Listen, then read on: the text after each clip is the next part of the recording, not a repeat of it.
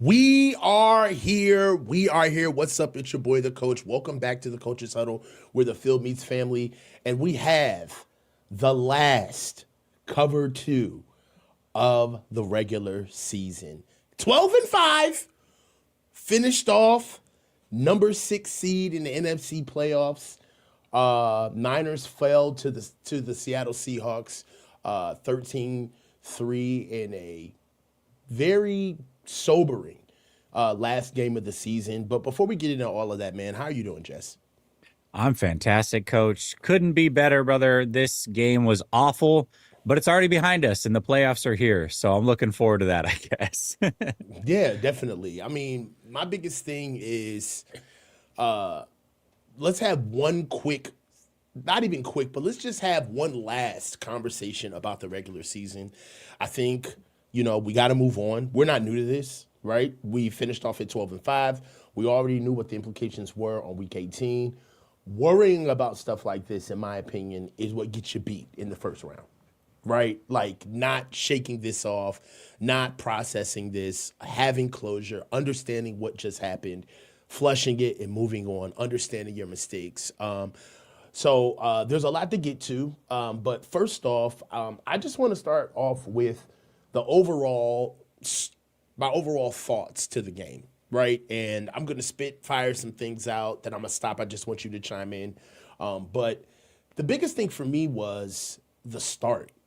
We were lethargic, slow on offense, didn't really seem to have a lot of tempo or energy.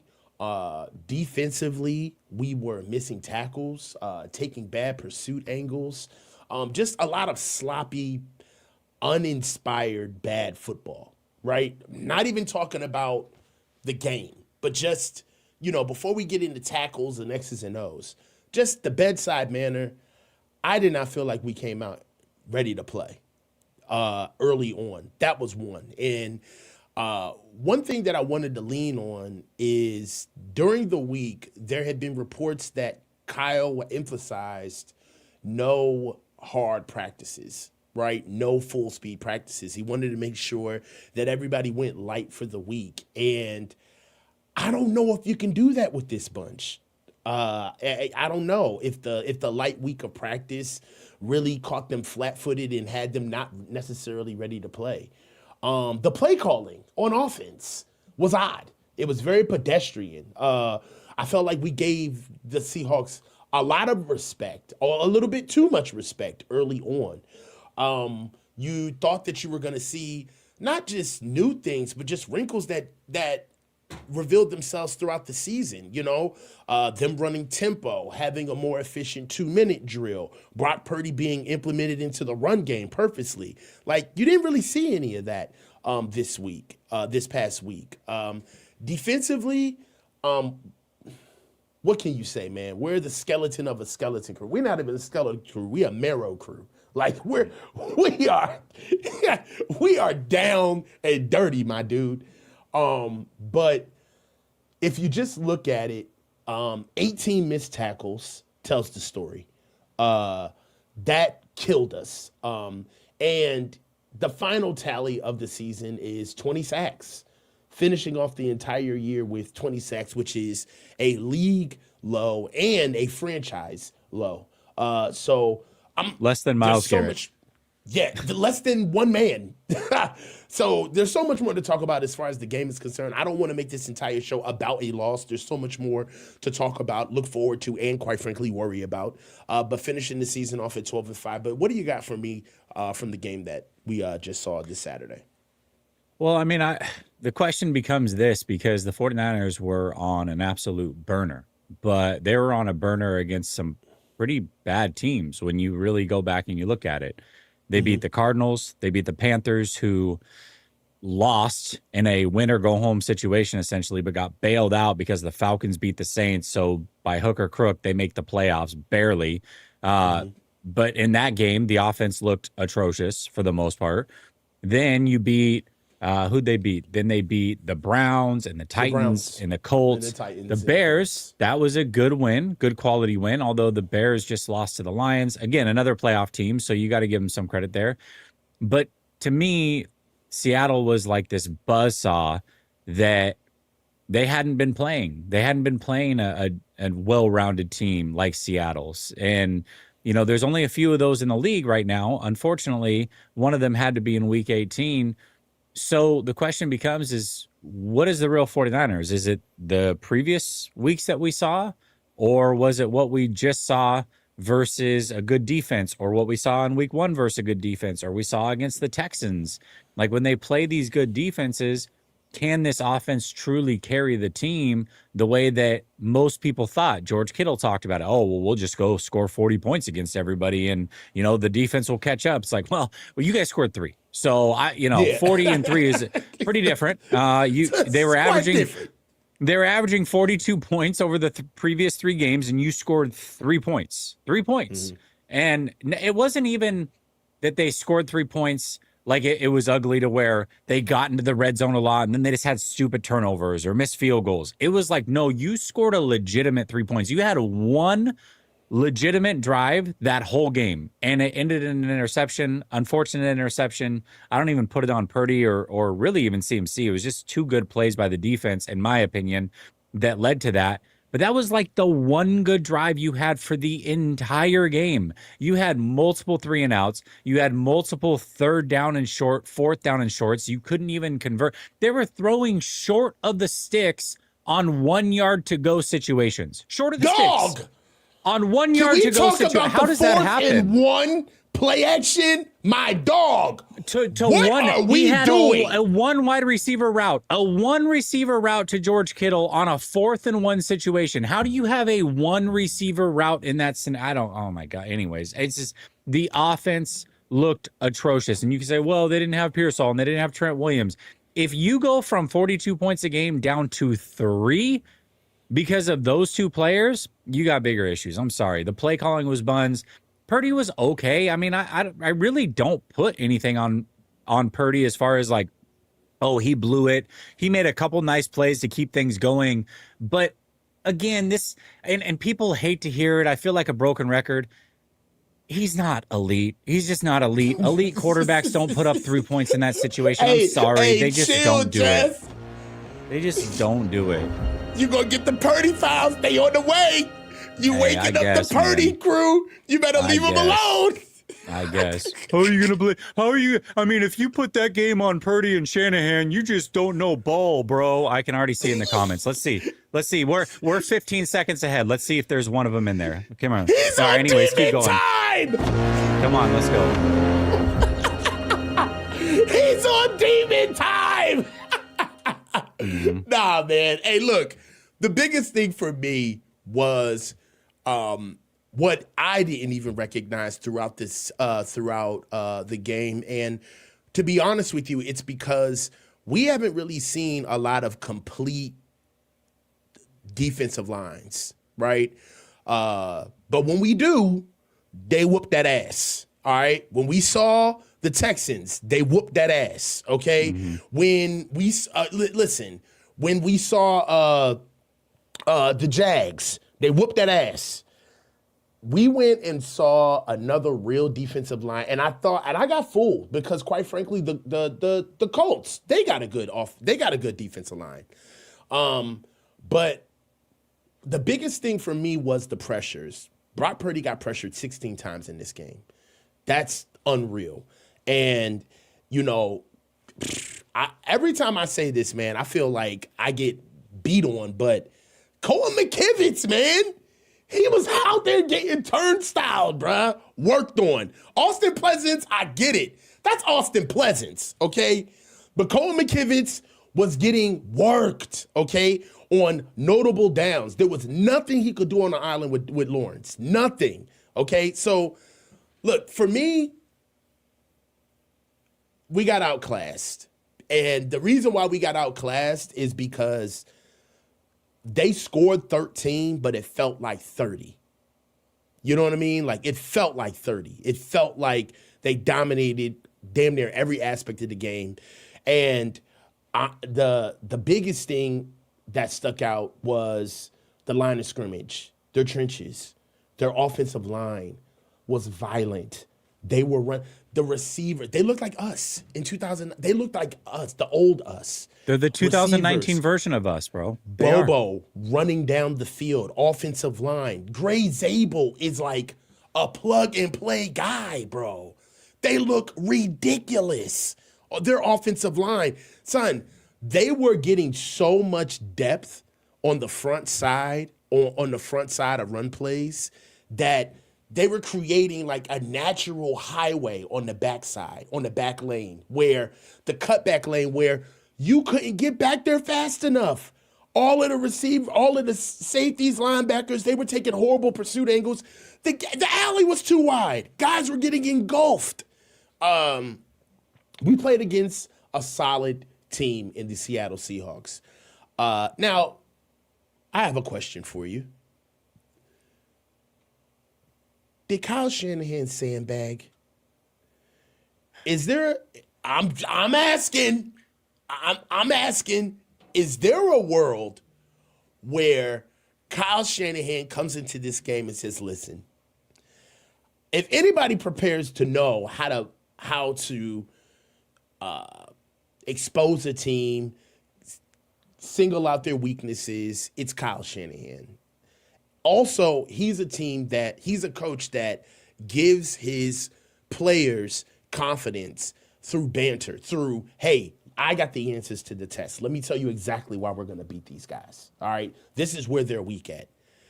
Is there a world where Kyle Shanahan came into this game and called a game and said, look, I don't have no Ricky, Trent's down, George is there in spirit, okay, not necessarily all the way back. Do I really need to burn out everything, put out the best vestiges of this offense against a defense that we already know is playing good ball? I could walk out of here and get these guys injured. And listen, we're going to try our best, but there's a package that we're going to run out of this. We're not going to blow the whole offense out just to go get the number one seed. Is there a world where that's true, or did Kyle just get outcoached and got his ass whooped?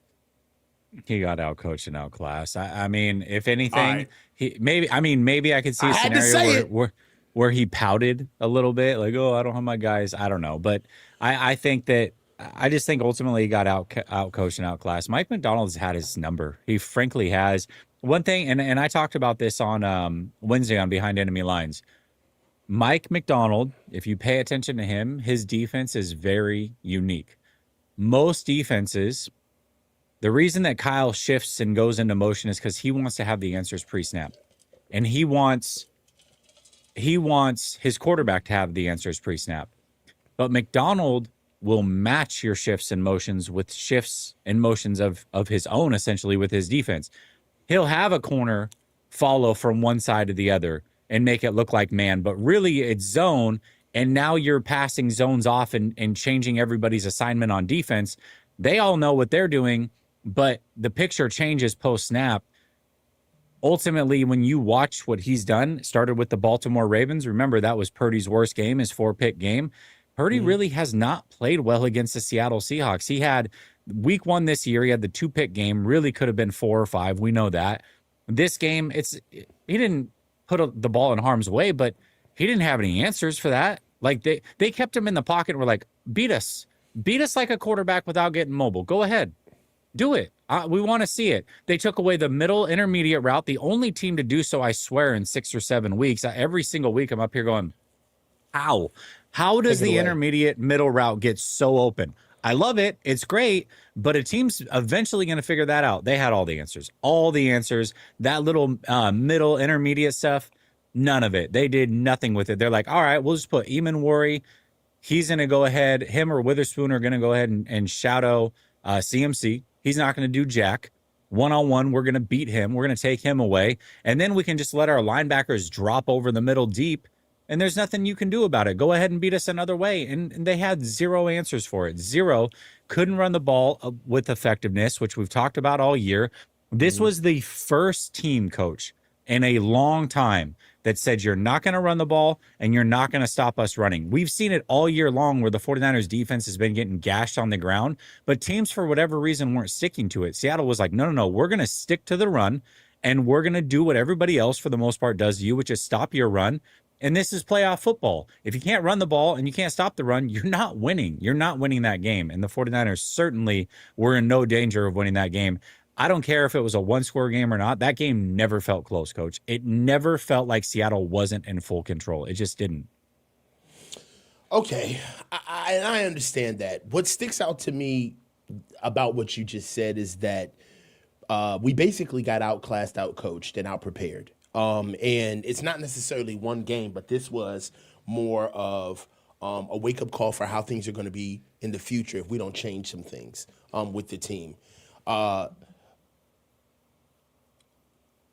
What was surprising to me was just how effective Nick Emenwarmi was shadowing George Kittle. Like, he stuck to him. Even on the screen, he literally was flat-footed, staring at George, would not move, was shoulder to shoulder with him, paralleled, and completely blew that play up. Now, I understand that we've talked about the offense, but we got to get into this defense. The 3rd and 17 is what kind of killed the game. The run by Kenneth Walker III up the sideline. This dude's been getting away with talking a lot, bro. What are we doing with Diamador Lenor, man? I don't. You're probably. And I love bringing this question up to you because me and you were probably one of the first people on this that. The juice ain't worth the squeeze, man. Diamador Lenor is not showing up in the run game, bro. Diamador Lenor is doing a lot of talking, calling people out. He's cosplaying as a number one cornerback right now, okay? He's cosplaying. What are we going to do in the future with this dude? Because I'm starting to see regression in certain areas. Am I tripping? Well, the thing with Diamador Lenor that everybody forgets is he was an elite corner, but he was an elite nickel corner, not an elite outside guy. Now he's asked to play outside because the confines of the team have completely changed. But when you look at Diamador Lenor, he reminds me a lot of, we talked about 2019 49ers, reminds me of the 49ers, Richard Sherman 2019, where Richard Sherman was basically teams stayed away from him all year long because they had other people they could pick on. And then in the biggest game, they picked on Richard Sherman. It was like, we don't think this guy's that good either. We're not staying away from him. And he was absolutely cooked in the Super Bowl.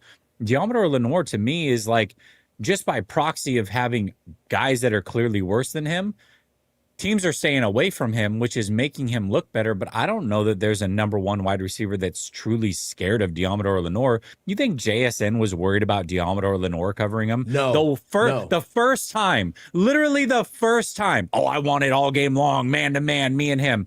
First time. PI, they get the ball at the 1 yard line. Now they screwed it up. That's on them. But all it took was one time, and he got exposed by JSN. You think number one wide receivers aren't scared of this guy? So, yeah, I mean, listen, I think Diamador Lenor is a good player. I do. A lot of people were upset that he wasn't in the PFF top 10 or whatever, or the executive list top 10 for ESPN.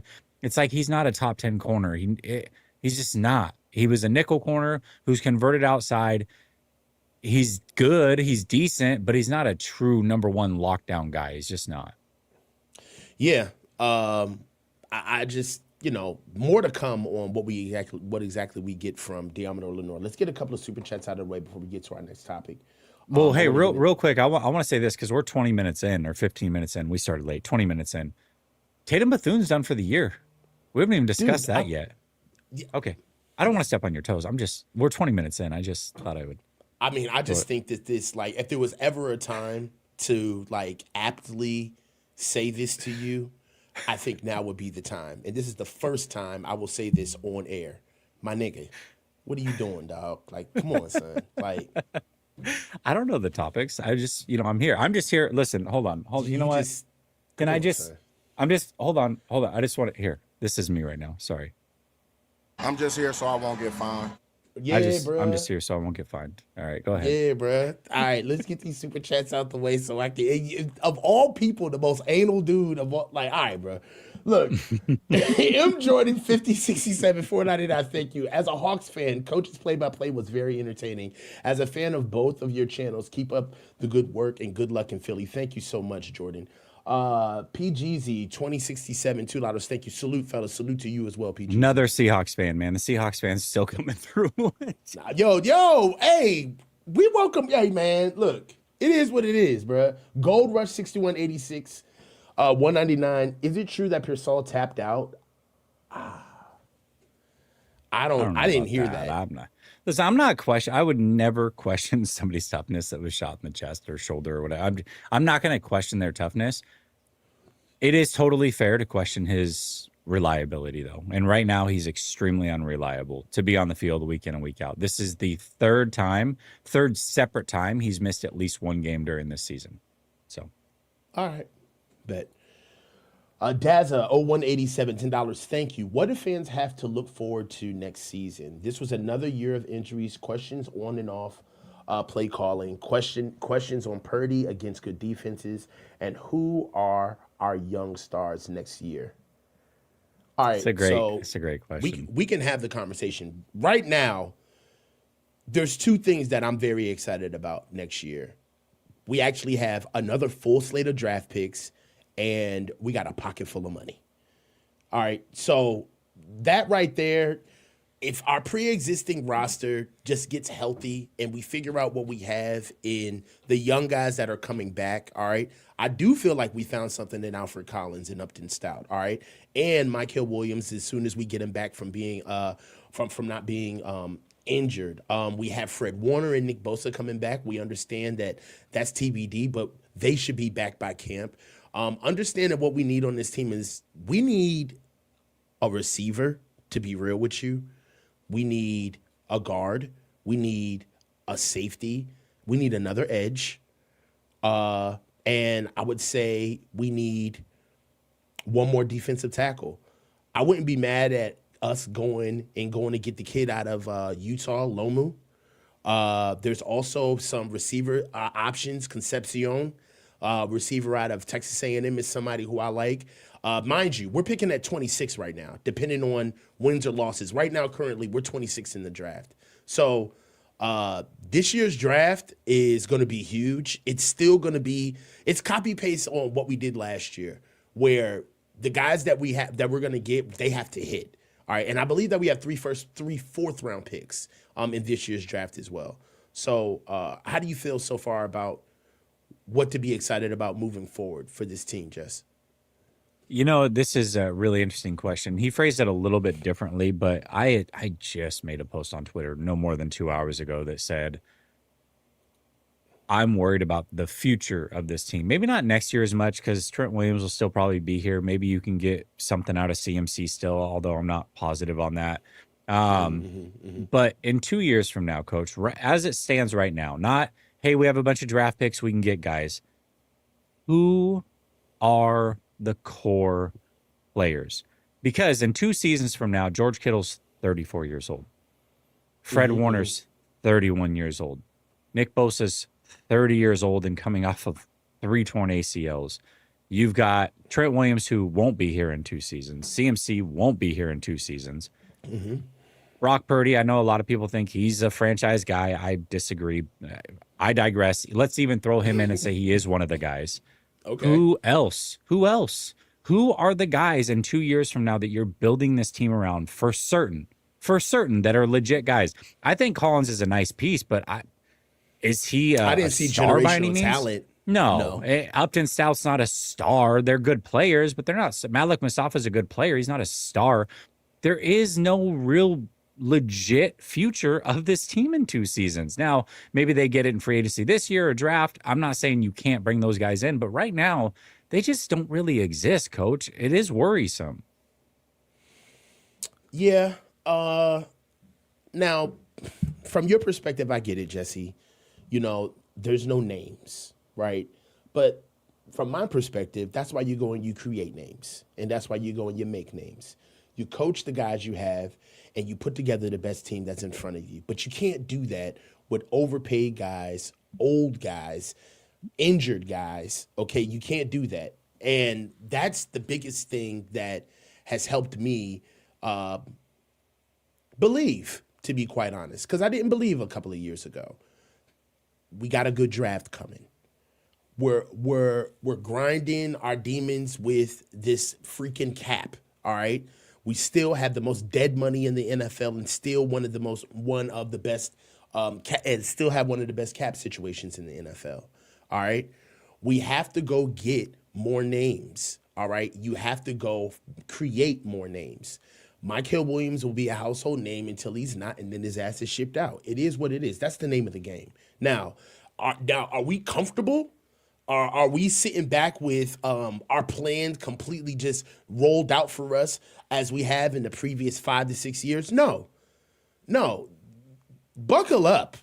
The way this season went is how a lot of seasons are going to go for like the next 2 to 3 years until we create more names, until we get guys who ingratiate themselves with the league, until we trust more guys, and until we start leaning on things. Who knows? In 3 years, we may be talking about, man, the Niners have killed in our safeties and our corners, man. We're okay at linebacker, not necessarily there yet, but nobody can pass on us. It's the avatar and it's the strengths that we've leaned into now that, quite frankly, we've leaned into them so much and they've not done a really good job at replenishing them. All right. And we're going to have to find a new way to see how this team works. I'm already looking at Zachariah Branch as the next Debo of this team. The new and improved Debo point 2. I'm into the draft, bro. I know I'm still into the playoffs, and we're going to talk about the Eagles matchup, but sharks are born swimming, bro. I love ball. So if we can get out there and we could be the next hot young team with older guys transitioning out. That's what we could be. So I'm hopeful because everybody gets the same shot every offseason, but not everybody has the same resources with their shot. And I feel like we have better resources going into it again. Hold on. I seen this too. I'm going to do this with over 600 people in here. Look, I have 5 of these, dog. I have literally changed these hoodies on stream to prove how many of these that I have. Don't play with me, you newbie. Get familiar, loser, and get a real name on here with a weak name and no avatar. But that's how I feel, though. I honestly do.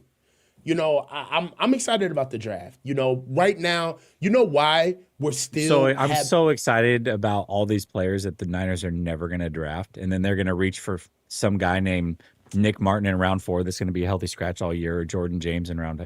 Yeah, go ahead. I got you. You are such a negative Nancy, bro. I'm just saying, what? I'm just going off of history. Why would I expect that the 49ers are going to nail the draft all of a sudden? Like, they're not going to get the guy you love. Sorry. He's going to play for the Eagles or the Ravens or somebody who drafts well. I don't know. So what are we doing this or a for? Ram. So what are we doing this for? He'll be an Eagle or a Ram. That's it. So that we have a place to vent. That's what we're doing this for. All right, man. Well, let's vent on. It's already set up. The Niners are set up to play the Philadelphia Eagles in Philly. And this is a familiar foe. We saw them in the NFC Championship game. I believe that was Brock Purdy's rookie year. Had the UCL injury on his elbow. Played them in the regular season in our revenge game. Smacked them around. We've seen this team. We know this team. They know us. We're very familiar with each other. But it's going to be a tough matchup. As far as just pound for pound on paper, they got us. Let's just call a spade a spade. I can sit here and talk about all of the reasons why we're going to lose or why we can't win this game. But let's talk about why we can win this game. I'm going to put you in the positivity slot because I know that's harder for you to do. So look, Tell me why the Niners are going to win, particularly why they're going to win as it pertains to Jalen Hurts. Because I have three factors on what you have to do to beat the Eagles, and they all pertain Jalen Hurts. Well, one, you've got the blueprint to beat Jalen Hurts. It happened. You talked about that regular season game a couple of years ago, the revenge game. They played him beautifully. We talk about how Seattle kept Brock Purdy in the pocket and made him win from there. You do the same thing with Jalen Hurts. He's going to struggle, right? So you want to contain Jalen Hurts. You don't want him to break containment of your edges. You don't want to rush upfield too fast. You're holding him in the pocket and making him beat you with his arm. That's number one. If you can do that, that's going to put you in a really good spot. As talented as Philadelphia is, and they're supremely talented. I mean, there are players. Most people that don't watch the NFL at the level that, maybe you or I do, quad boxing every week, whatever. Most people, if I just go up and down that roster, out of 22 starters, they're going to notice at least 18 names. Like, that's just their household names. They have all a over lot the of place name there. recognition on the team. Ton of name recognition. However, Yeah. they have mental lapses like I have never seen from a team this talented. Now, maybe you can chalk it up and say, hey, they're the Super Bowl defending champions. They kind of are coasting through the season and waiting to turn it on in the postseason, I guess. But they had, I think, 3 halves this year, 3 halves where they had negative passing yards for a half. Hey, that's not just a Jalen Hurts problem. That's a play calling problem. That's a receiver separation issue.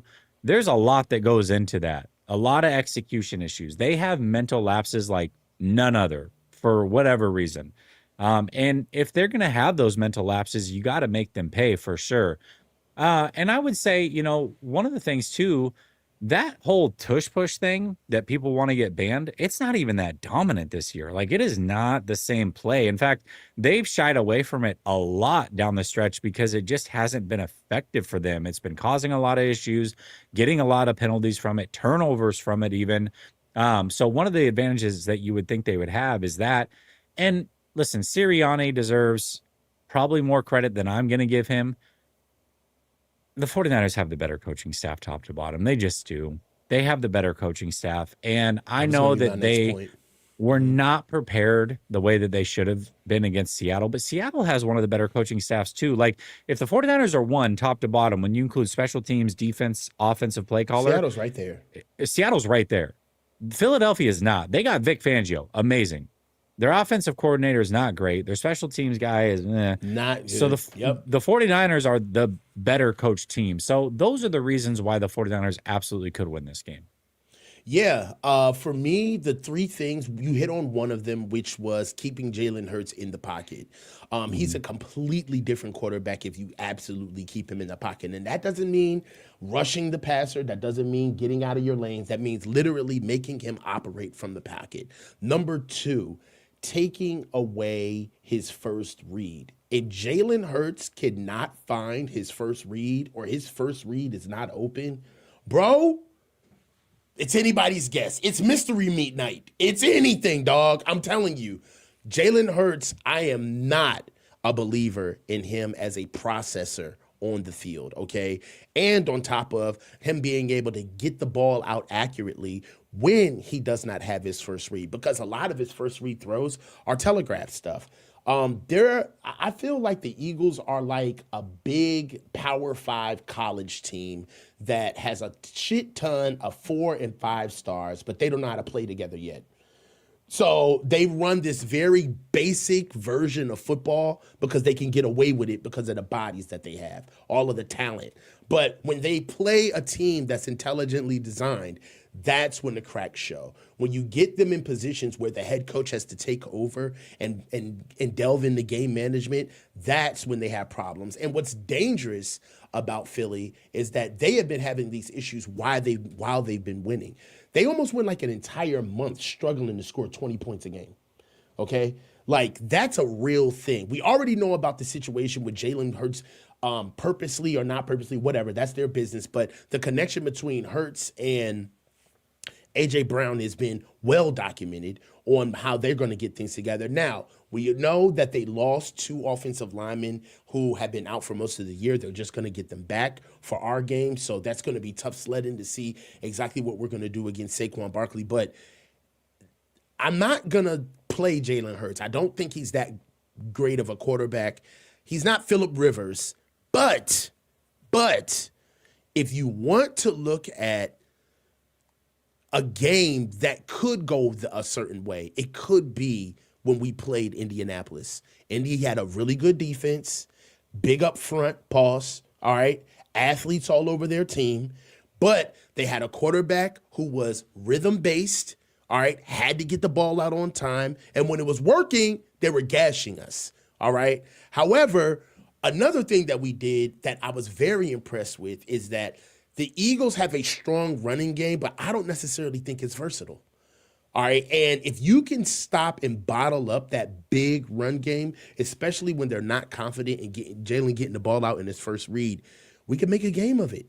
And when we start getting into situations, I don't trust their coaching staff, like you said. I don't trust them. This is a team that has been winning, and they haven't really been learning their lessons. I mean, they beat the Packers 10-7. They beat Detroit 16-9. They scored 24 points against Dallas, 20 points against Kansas City. All right. They lost to Denver with 17 points, turned around and lost to the Giants 34-17. They got holes. And this is something that we've been talking about all season with who's the juggernaut of the NFL, who's the boogeyman, right? Especially on the NFC side of things. And this is yet another team where you can't give them that label because they can be beat. Do we have enough to do it, though? Well, that's the question. And I want to put some respect on Jalen Hurts' name because all of that is true.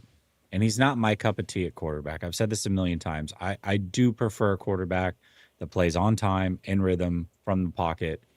That's my preference. But Jalen Hurts in the playoffs has been nothing short of really fucking good. Really, really good. Let me give you his stats real quick. Jalen Hurts in the playoffs averages 244 total yards per game. He completes 66.8% of his passes. He has 20 total touchdowns to just 4 turnovers in 9 games in the playoffs. He's been phenomenal in the playoffs. Like, he brings it up another notch. It's him, Josh Allen, like Joe Montana, and 1 or 2 other guys that have been this efficient in the history of the NFL. Yeah, in the history of the NFL when it comes to playoff football. And that has resulted in them winning. So, that's on the heels of having bad seasons where he's been pretty inefficient. But come playoff time, man, he's a whole different animal. Like, it's kind of like Colin Kaepernick. When Colin Kaepernick got in the playoffs, it's like, whoa, where was this guy all season? Sometimes he was inefficient, but he gets in the playoffs, you get that dual threat thing going. And here's the other thing. Jalen Hurts in the playoffs averages about 9 carries a game. He doesn't do that in the regular season. He's like Patrick Mahomes, where he kind of holds it a little bit. He'll run a little bit, but 9 carries a game in the playoffs, just under 9 carries a game, he's going to run the ball quite a bit in this game. And that's going to be really, really tough to stop. Not only Saquon Barkley, but him running the ball. If he runs it 8, 9, 10 times this game, that means the 49ers probably didn't win it. So that's something I would look for as well. Jalen Hurts has been pretty good in the playoffs, man. Pretty good. One thing that we also have to bring up, and, have to do it, but the conditions. I'm over here on the East Coast right now, so are you, but you're in, like, some weird utopia in the country. I'm on the East Coast in D.C. Right now, it's, what is it, like 30 outside? It's going to be 28 degrees, no less. It's going to be 28, 25 degrees at that game. All right, so it's the dead of the winter for my East Coast Niners fans. We already know what's going on out here. And there's possible rain that day. So don't look now, but it's going to be a nasty environment as well. So there's going to be a lot more days to talk about this, but give me your prediction. Do you have us? I mean, obviously, you can get to your scores later. I don't know if you've done your behind enemy lines yet, but do you got us pulling this one out? No, I don't think that they can I think they can beat Philly. I don't think they will. I think traveling from west to east coast, the weather does look like it's not going to be bad. It'll be chilly, but the rain is actually, there's a lot of rain on Saturday. There's not really anything on Sunday. So we got that in our favor. Philadelphia can be beat. They're not juggernauts by any means, but the one advantage the 49ers have against a lot of teams is that they have experience. They know what these types of games are like. Philadelphia is the one team that has won in bigger moments than the 49ers. So that advantage is gone. You got to travel West Coast to East Coast. The team is more talented than yours. The Eagles should be favored in this game. They absolutely should. And I'm picking the Eagles as of today. Hey, look, I've had my Niners goggles on all season. We made it to the playoffs. I don't believe in Jalen Hurts, man. I don't want to.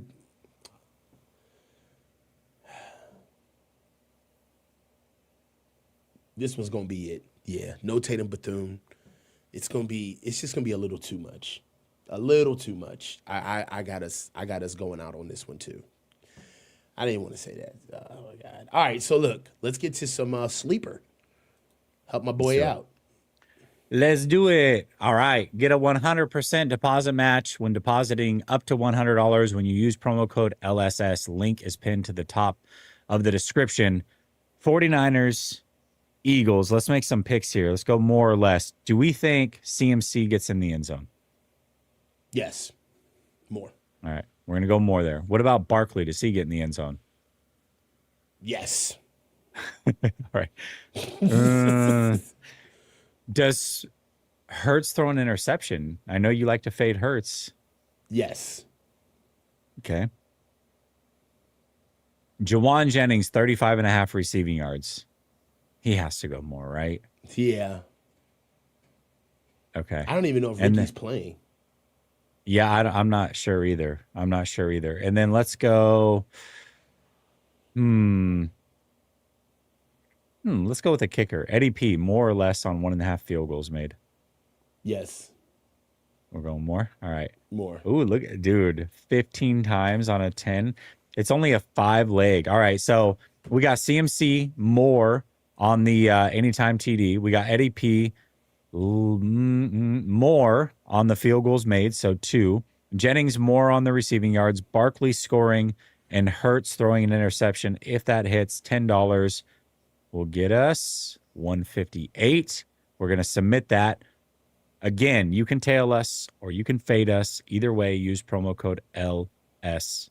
All right, let's get back to it, Coach. Let's get back to it. We got a lot of super chats to get to, so let's kind of get to that first. Okay. All right, here we go. Joseph Evenberg, 7381, $2. This team will never win another Super Bowl. Fire Kyle. Off the top rope. I love it. New member, Brett Watkins, 6434. Thank you so much, Brett Watkins, awesome, for the new membership. Daza, 0187, $5. I don't think Brock is elite, so not surprised by his performance.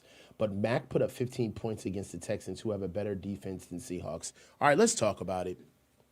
Let's get a little dirty. Does Mac Jones give us a better chance of winning, bro? No, probably not. I mean, listen, Mac Jones played really good. I think there are certain teams potentially where you could say, hey, with this game plan, like in this scenario, he might have played a little bit better than Purdy because he does get the ball out quicker. He does. Because he has to. He plays a certain way, right? It's like, I'll give you an example. You've grown up with the guy. You're now what, 40, 41 years old. I'm 42. You grew up with the guy who was like the super athlete. Like you would go to an open run with him and he'd be dunking all over the place. And And now you show up to an open run with him at 24-hour fitness and it's like he's lost all of that and he doesn't have a jumper because he never developed it because he dunked all the time. Then you got a guy who you grew up with who was never a super athlete, but he just knew how to play the game, man. He made good passes. He was a good cutter. He would screen. He would communicate. He'd hit the open J. And his game hasn't changed because he was never an athlete anyways. That's kind of what Mac Jones and Brock Purdy is. Like, well, Brock Purdy can do things that Mac Jones just physically cannot do with his quickness and getting outside the pocket and making people miss and all the fun plays. But when that's taken away, what are you left with? And when you're forced to play from the pocket the way that Brock Purdy was in this game, he's not going to be as good at that as Mac Jones, because Mac Jones, that's how he has to win. So in this particular game, yeah, he probably would have done a little bit more than Brock. It wouldn't have been enough to win, though. Let's tell you that. It wouldn't have been enough. They wouldn't have won this game because of Mac Jones. That certainly would have happened. All right, so I agree. What made me agree with that is just watching the way the offense rolled out. I don't even think Mac Jones would have been able to like matriculate the offense. That's why I asked the question about Kyle sandbagging, the potential of that, because I really don't think that we put our best foot forward offensively. I just don't. The offense looked bland, anemic, honestly. The routes, the decision making seemed like we were kind of just protecting ourselves, quite honestly. We didn't look like we were aggressive on offense at all. So that stuck out to me, where, there's nothing that Mac could have done to change any of that. So, yeah, I don't think that Mac Jones would have done anything, but, it does beg the question. That's the only reason why. So let's get into another super chat. Smells like foot in here. $5. I actually don't square the blame for this loss on Brock Purdy, but I do reject arguments that imply you're an asshole because you expect more from a QB making $250 million. I mean, yeah, I think I think honestly that only resides in social media, where you can't critique not only just Brock, but certain players because they have their fan bases. It's like if you are a Brock Purdy stan, you're on the level of kind of like, I don't know, like a beehive, like, like Beyonce, or what does Nicki Minaj call her? The Barbs. You're a Barb. You're a Purdy. You know what I'm saying? Yeah, I mean, the crazy thing is I actually didn't expect that from him. I thought he was fine. Just like in the Super Bowl, I didn't put the blame. Dude, I don't have a problem on the with what 49ers. he did, his performance in this game. No, me neither. But also, it all comes down to the floor expectation. Here's what I find really ironic about this whole thing is I don't look at Brock Purdy as an elite quarterback. So when he plays against great defenses like this, I don't expect elite play. So I'm not disappointed by the way that he played. However, you've got people who will sit in my chat week after week when they're putting up 40. Oh, he's better than Josh Allen. Oh, we're talking elite. Where's your guys at? What's Justin Herbert? When did Herbert put up 40? Yada, and just on and on and on about how elite he is. And then when this game happens, they're like, well, how are you going to hold him accountable? It's like, no.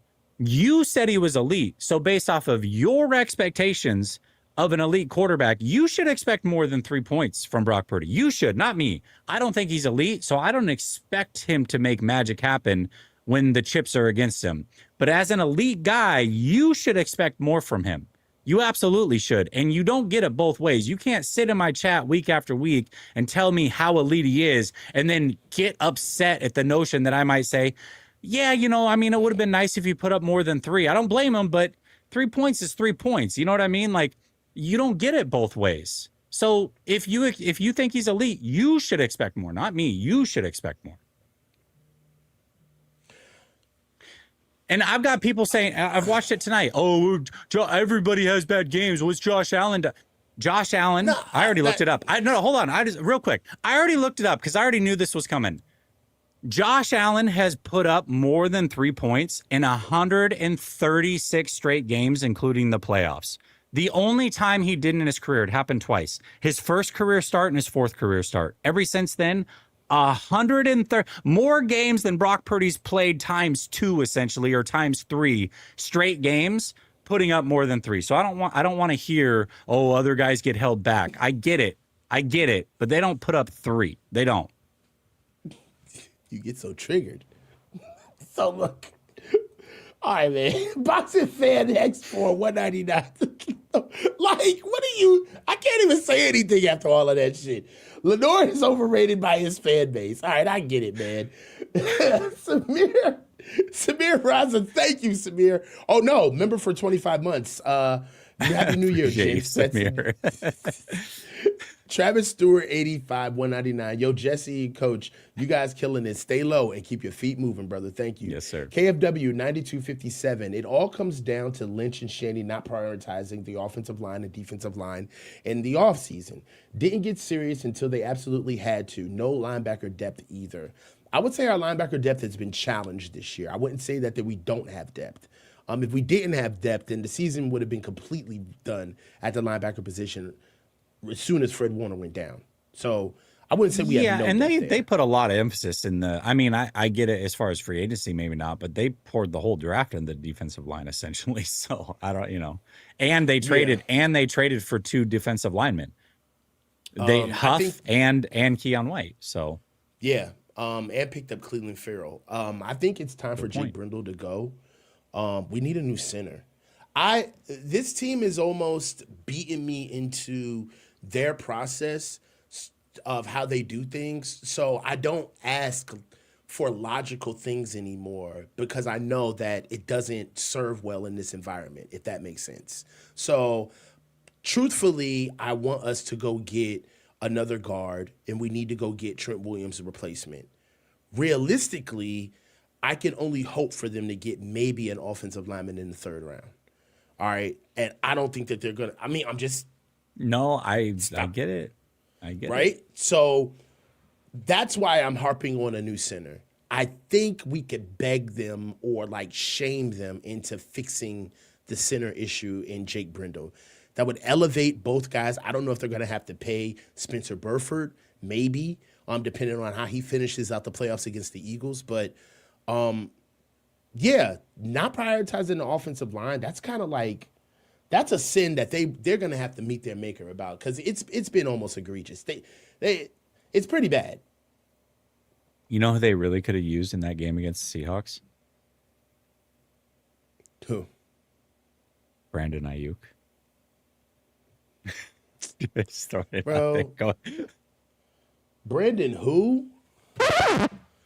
Hell no, you tripping. I'm sorry. He don't want dog, he don't want to be here.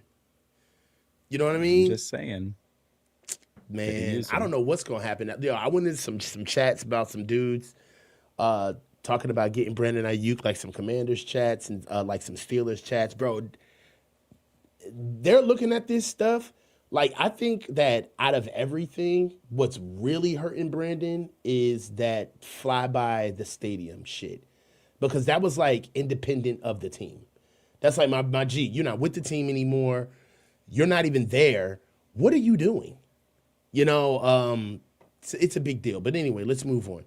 Joseph Roonberg, 73, 81, $2. Thank you. Philadelphia laying it on our, I'm not even saying that. Philadelphia is laying it on us on Sunday, 45-13. This dude is nuts, bro.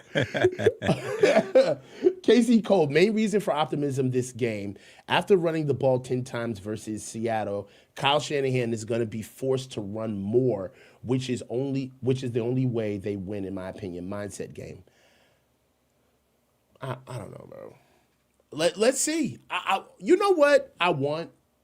Win, lose, or draw, I would gauge the success on this season on how hard they finish this game out. I want them I want them to go out on their shield. If I would love to see that going out against Philly because our backs are against the wall. JV Adikbao, 3971, team getting older with no standout young talent. That's what I'm saying. Yeah. I want to argue this, but it's true. It's hard to, right? It's hard to argue it. It really is. I mean, Alfred Collins is young, but I don't know if you would necessarily call him a standout or Upton Stout. Mykel Williams was, he's a work in progress. Phenomenal in the run game, though. I think Mykel Williams was trending to be a standout. I think what sucks about the Mykel Williams thing is that his first full offseason, because your first offseason before you get drafted, you're preparing for the draft. That's not a an real offseason. Yeah. His first full offseason is going to be rehabbing, not getting better. From a better at football standpoint. He's literally going to be rehabbing an ACL. So that's rough. Yeah. But what he does need is, I'll tell you this, and this sucks, but it's just the God's honest truth. Sometimes you need an injury to sit you down to get everything else together. And the facts are is that this kid had a really serious ankle injury his last year at UGA. He played the entire season through it. He went and finished off his season, got in shape, finished off the whole off season to get ready for the combine, came here, actually got hurt a couple of times, nicked up through camp, made his way to the field, and kind of got into a position where his body kind of broke down on him. I do think, and this is kind of like off the beaten path of the subject, but just from my experience and what I've seen, sometimes players need breaks, man. They need breaks. It's what happened to Aaron Banks. Aaron Banks needed time off to get his body right for all the football that he was playing. It's what didn't happen for Elijah Mitchell. When he came in out of Louisiana, got thrusted into the lineup, and got overworked, overused, and he was never the same again. Never the same again. So for me, seeing Michael be able to sit down, he's got an injury, he's got the ACL, but you know what else is going to get a lot of rest? That ankle. All right, I think he's going to plateau, and he's going to get to the point where when he does come back to rehab, it's going to take like water. Sometimes you got to have a good base to take on the work and the rehab. If you don't have a good base, all you're doing is just waiting to break down again. So that's how I feel about that. Megan Aussie 12, Gal Kroger.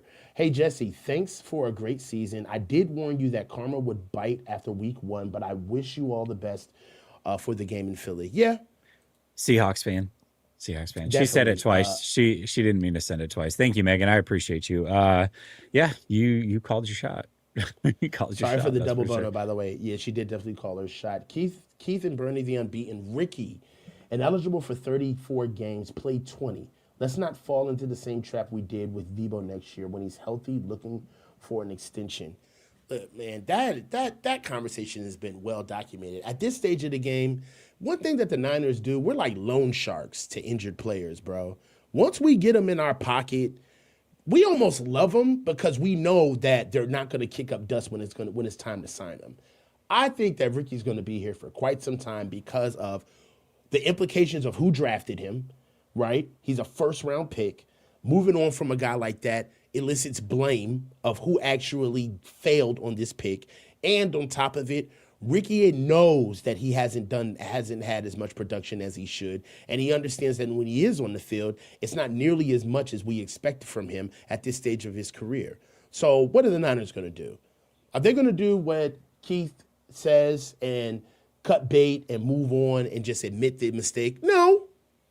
They're going to get him for like $4 million, $5 million for a year and call it a deal.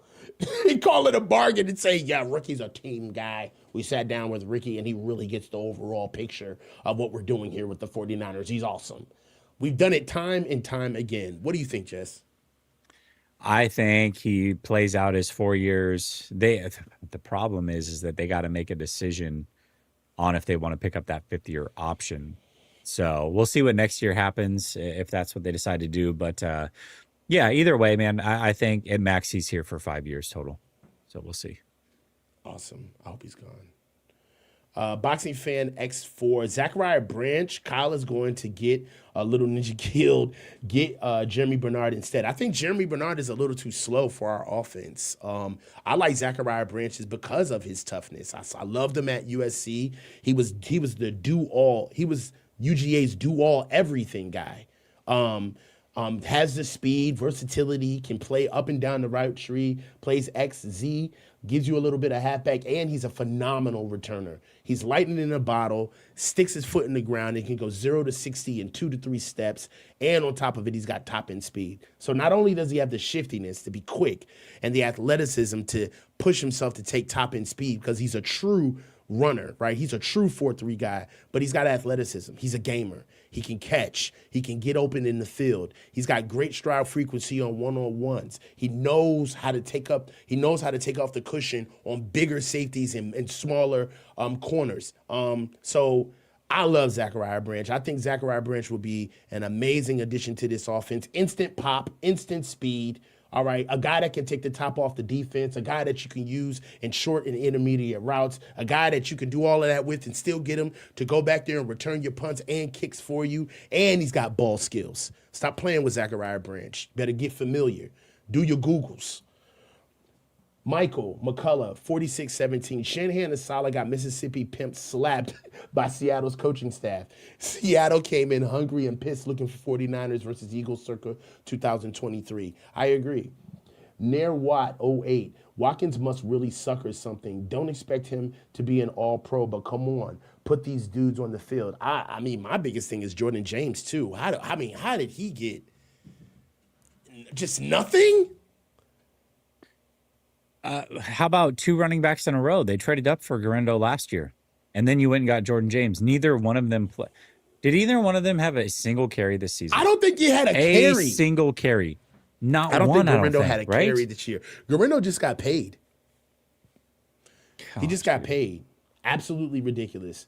The only Flav, this your boy, sorry, but acting like any other QB would have been significantly better than Purdy with that is crazy. We couldn't run, we had no time, and no one could get open. It's amazing he's still alive. It's amazing he's still alive. Why don't you just call him Captain Planet while you're at it? Jesus Christ.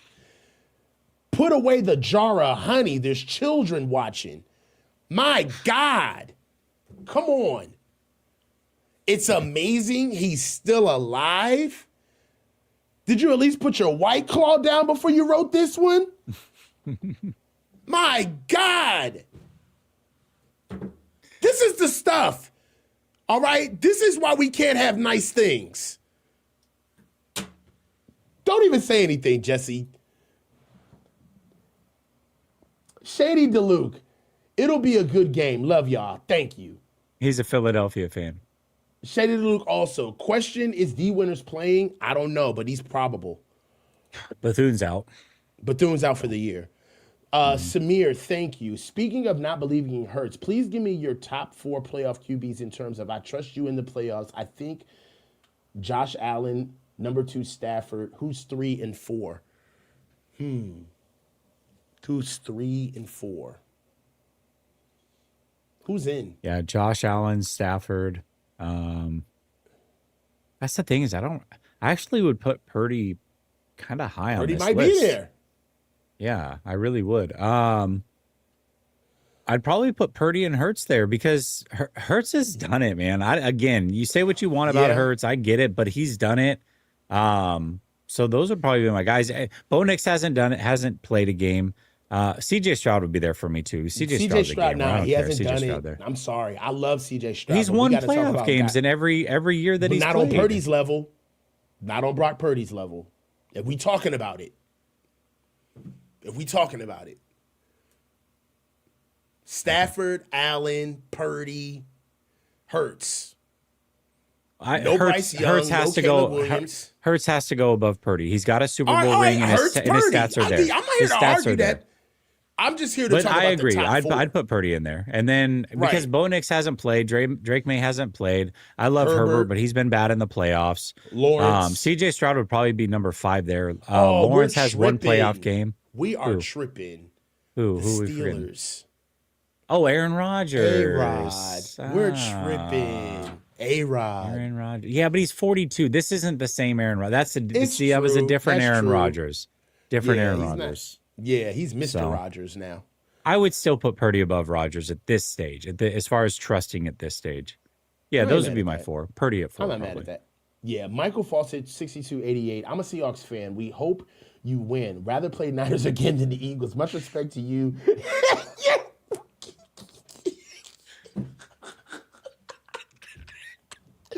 If that is not the nicest way to say, nah, I want you to come because I want to shit on you.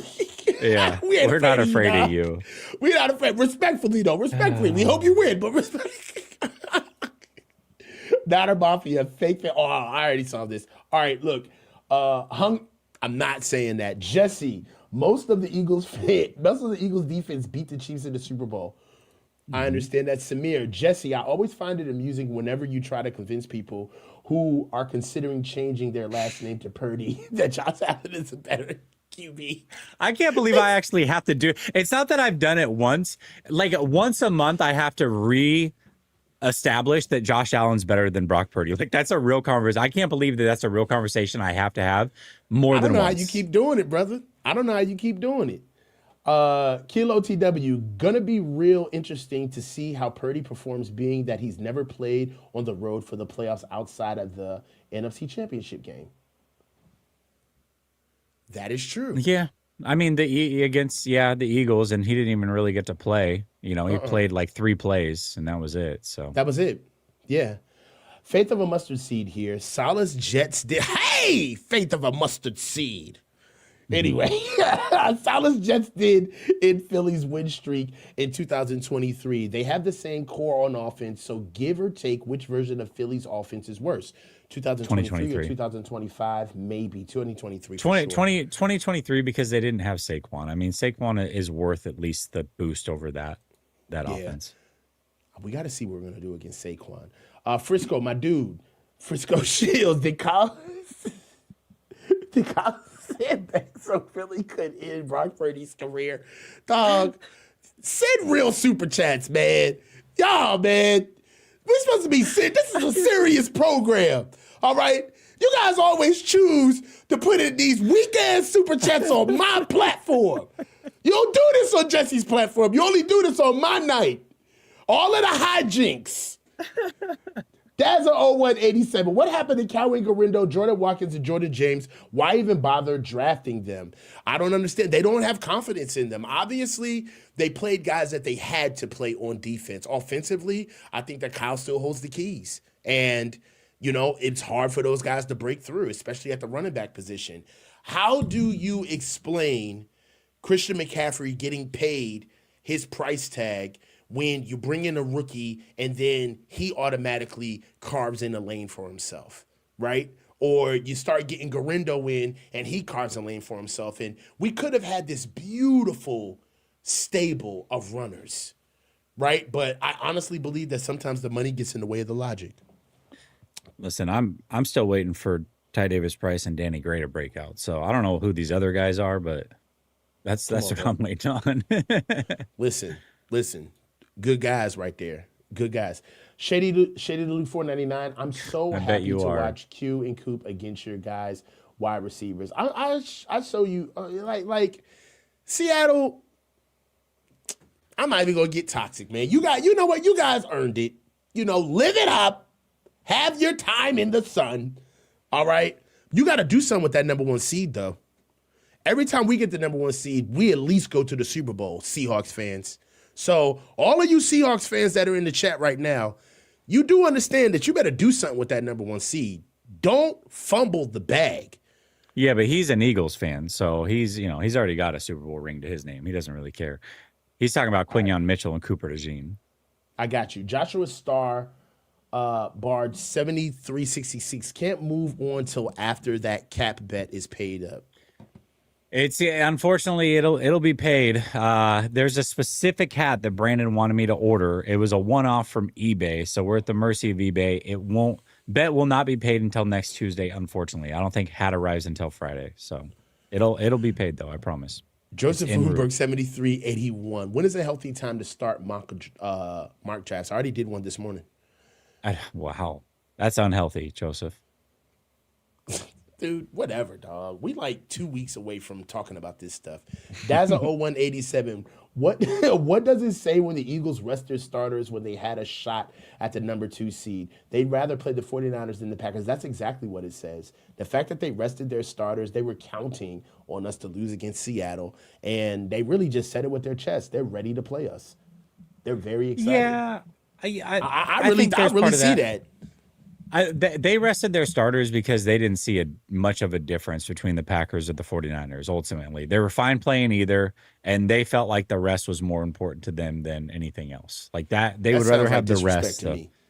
Well, yeah, they don't care either way. I mean, the 6 and 7 seed, they don't care about either one of us. Gucci Toots, hey, Coach and Jess, are any of you good at Madden? Not anymore. I used to pay my rent with Madden, though. Same. Yeah, dude, I used to hustle on Madden.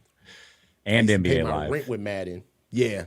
all day. But like I've moved on, man, to bigger pursuits. I make money on YouTube now. Can't make money on Madden. Samir, comment creator. That's hilarious. Kyle holds the keys to all except on draft day. Yeah, I mean, it's confusing. yeah, I don't know what he has say so in for sure. All I know is the draft has not been that. York knows, that front office knows, whoever's responsible for the draft needs to be like not responsible for the draft anymore though. Yeah. I am hopeful for the draft. I love new young talent. You never know exactly how guys are going to take on to the league, and it's the only true way to make a team better. Is to inject new young guys. That's the only real way.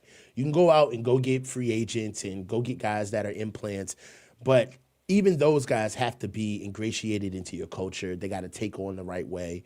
I know there's some guys that I would love. I would love to get Kyle Pitts in the offseason. I'd love to pick him up. But outside of that, I really think that being able to bring in new guys is how we're going to get there. You know, it's like, how do we replace Fred Warner, George Kittle? You draft the same way we got him. You're hopeful for the draft like Raiders fans were hopeful for this season. No, I'm not, bro. The Raiders that's sacrilegious, bro. The Raiders are ass, bro. That's crazy. For you to I'm just like saying they were excited. They were excited for the season, bro. They thought it was their year. They were. My best friend is a Raiders fan. I had to listen to this bullshit for months about. You want to know what's really funny about Pete's the Raiders? Do. Yeah, you want to know something really, really funny about the Raiders and how you were right about this? Solomon pick him up. You were so right and so wrong about the Raiders at the same time. Do you remember this offseason? We had a bet. Not a bet, but we had a conversation about who was better between the Raiders and the Patriots. I took the Patriots, you took the Raiders. However, the question was not who was better for the season, which obviously was the Patriots, but it was who was better week one. And ironically enough, they played each other and the Raiders won. So you were actually right that week one, the Raiders were the better team. It wasn't even close by the end of the season. Yeah, it's not even close. It's not even close. I mean, the biggest thing that I see right now for the Raiders is that they got a Tom Brady issue. I don't think Tom Brady is locked in all the way, and he's like running everything over there. So how can he be though? I don't know. Cryptic 84 499 Jesse, do you know what hat you're wearing yet? Sadly, also, what's more likely? Offense score 3 points or less again, or D holds opponents less than 13. Offense scores 3 points. Yeah, I don't know, man. I'm going to go with D just because Philly can be so anemic on offense. Yeah. I mean, that's what there's no way. The 49ers aren't scoring 3 again. If the 49ers score 3, I don't just look, bro, but I don't want to go into the game like this is just a foregone conclusion that we're just going to get, curb stomped. That's what I'm saying. That's why I think we could hold their offense at 13. I think that's more likely than the 49ers offense scoring 3 again. That defense flies around, bro. I know. But that offense is buns sometimes. Yeah, because Jalen Hurts can't see the wide side he can't hit the wide side of a barn if it's not his first read. I'm telling you. Look, man, what do you got for the rest of the week, brother? I got a show with Sunil tomorrow. I got hopefully behind enemy lines, man. Eagles content creators are they're kind of ducking you? They're kind of iffy as far as getting them on. They're tough to get. They're always tough to get, number one. And the one guy I had, I've made a lot of hat bets. I did make a hat bet the year that the 49ers curb stomped the Eagles, and he didn't pay up. So I'm not reaching out to that guy. So I don't know. We'll see. I would love to get an Eagles content creator on, but I can only do so much. I reached out to about 5 of them last night, got response from one of them, but he's iffy. So we'll see. Hey man, I got Neutral Zone with me and Damon tomorrow. That's going to be a really good one.